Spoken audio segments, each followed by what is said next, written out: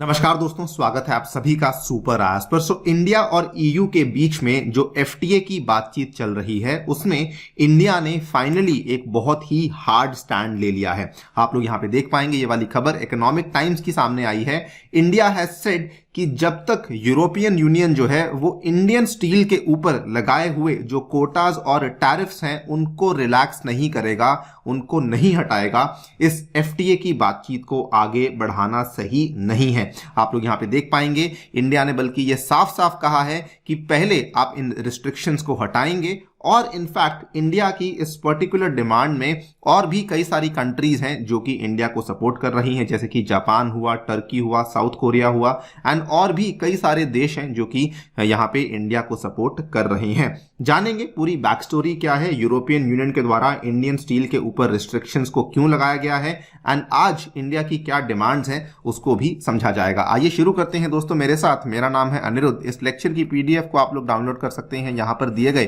Telegram channel के माध्यम से। ऑल राइट, सो आज से लगभग 2.5 साल पहले की बात है, नवंबर 2021 की आप लोग यहां पे खबर देख पाएंगे। रॉयटर्स के द्वारा इस खबर को कवर किया गया था।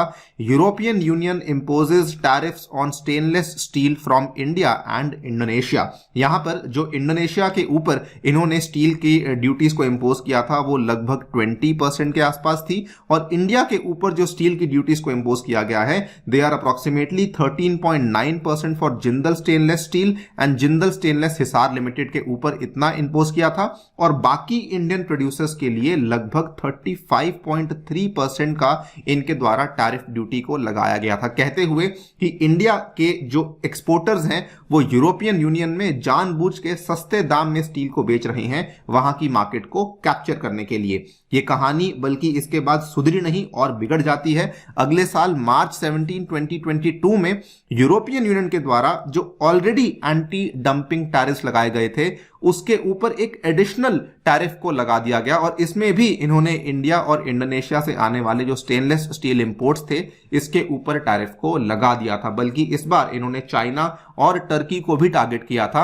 इन्होंने कहा the EU will increase tariffs on stainless steel products from India and Indonesia because ये वाले जो कंट्रीज हैं इन देशों में इनकी गवर्नमेंट के द्वारा जो सब्सिडीज दी जा रही हैं ये अनफेयर सब्सिडीज हैं, और वहां के जो प्रोड्यूसर्स हैं वो उससे बेनिफिट हो रहे हैं और वो फिर उस सस्ते दाम में स्टील को हमारी कंट्रीज में भेज रहे हैं। इन्होंने कहा कि सब्सिडीज जो हैं they take the form of preferential loans, duty exemptions, cheap provision of raw materials वगैरह वगैरह, और इसी के चलते ये सस्ते दाम में स्टील को ईयू में भेज पा रहे हैं। ये बहुत ही खराब मूव था ईयू के द्वारा, बिकॉज इन्होंने जो ऑलरेडी लगाए हुए टैरिफ्स थे इसमें और टैरिफ्स को इंपोज कर दिया था।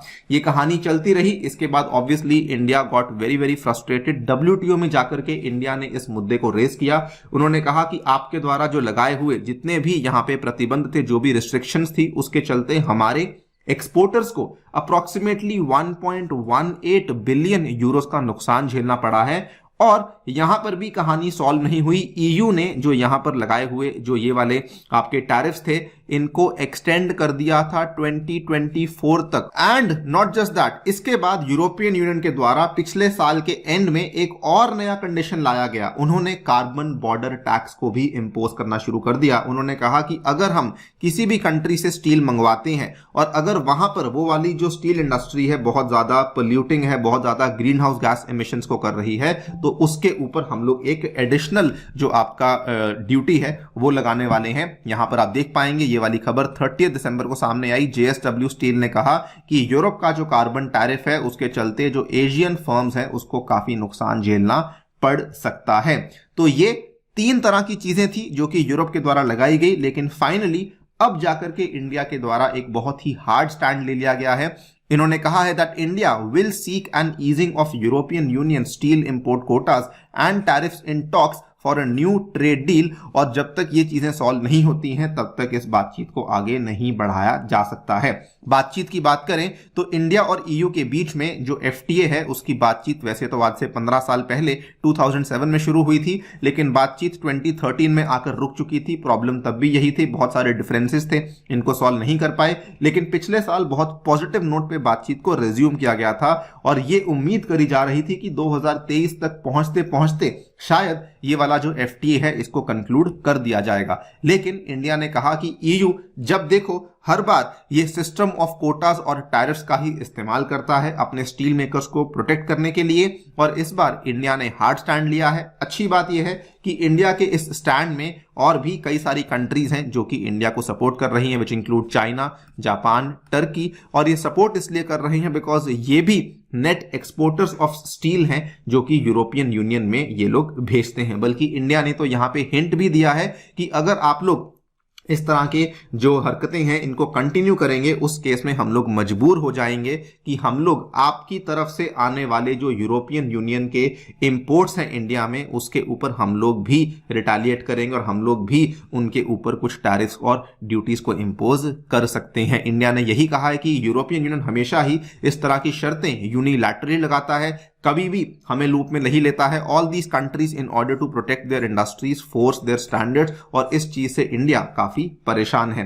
आपको बता दें कि इंडिया ऑलरेडी कुछ कुछ कदम लेना शुरू कर चुका है, शोइंग कि हम लोग भी सीरियस हैं। इसी महीने की शुरुआत में जनवरी 4 की खबर, India initiates anti dumping probe into import of vitamin from China and European union. और बल्कि इंडिया ने भी कहा कि अगर आप लोग WTO के रूल्स के तहत इसको जस्टिफाई करते हैं तो हम लोग भी इसको जस्टिफाई करते हैं, हम लोग भी आपकी तरफ से आने वाली जो सस्ती आइटम्स हैं उनको इंडियन मार्केट में आने नहीं देंगे। और इनफैक्ट आपको बता दें कि पिछले साल जब FTA की बातचीत चल रही थी, उसके बीच में, उसके दौरान यूरोपियन यूनियन के द्वारा इंडियन टेक्सटाइल्स के ऊपर भी जो इंपोर्ट ड्यूटीज था उसको बढ़ाया गया था। And apart from that European union India के ऊपर यह भी कंडीशन इंपोज कर रहा है कि आप लोग जो ट्रिप्स प्लस का अग्रीमेंट है उसको साइन कीजिए, सो दैट जो इंटेलेक्चुअल प्रॉपर्टी राइट्स हैं वो बेसिकली बड़ी बड़ी कंपनीज की प्रोटेक्ट हो सकें। लेकिन India and many other developing countries इस चीज के फेवर में नहीं है, बिकॉज उनका ये मानना है कि इसके चलते बहुत सारी जो सस्ती आइटम्स हैं उनके दाम बढ़ जाते हैं। सो इंडिया का स्टैंड बड़ा क्लियर है कि हम लोग यूनिलैटरल कंडीशंस को एक्सेप्ट नहीं करेंगे, और इस बार इंडिया ने हार्ड स्टैंड लिया है कि स्टील कोटास को डेफिनेटली रिलैक्स करना होगा, यहां पे टैरिफ्स को हटाना होगा, तभी जाकर के बातचीत आगे बढ़ सकती है। बाकी आप लोग क्या सोचते हैं इस पूरी डेवलपमेंट के बारे में, डेफिनेटली बताइए हमें कमेंट सेक्शन में।